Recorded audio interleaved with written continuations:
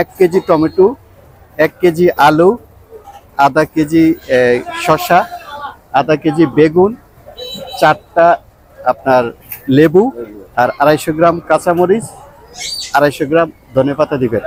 বুঝছেন? লেবু 4টা দিলে হবে।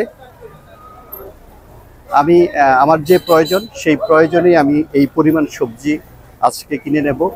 আমাদের যারা আজকে সবজি কিনবেন বা বিভিন্ন রকম সবজি কিনবেন, তারা যদি পরিমাণটা একটু কম করে কিনেন এবং এটা যদি 2 দিনের বা 3 দিনের চাহিদার কথা চিন্তা করে কিনেন, তাহলে বাজারে কৃত্রিম সংকট হবে না, খুব বেশি চাপ পড়বে না, সেক্ষেত্রে দামটা হয়তো সহনীয় থাকবে।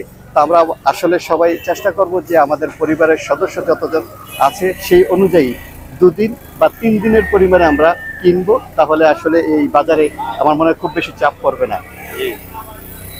Thank you. আসলে আমরা যদি আমাদের 2-3 দিন বা 4 দিনের পরিমাণে যেটি প্রয়োজন হয় সেই পরিমাণ যদি আমরা খরচটা করি, তাহলে একসাথে খুব বেশি চাপ হবে না।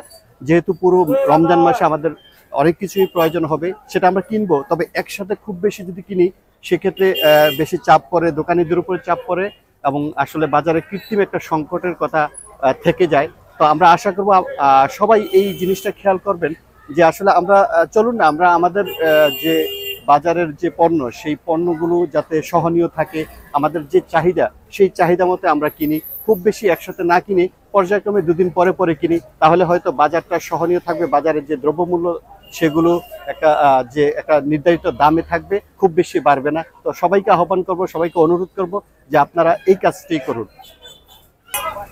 চলবো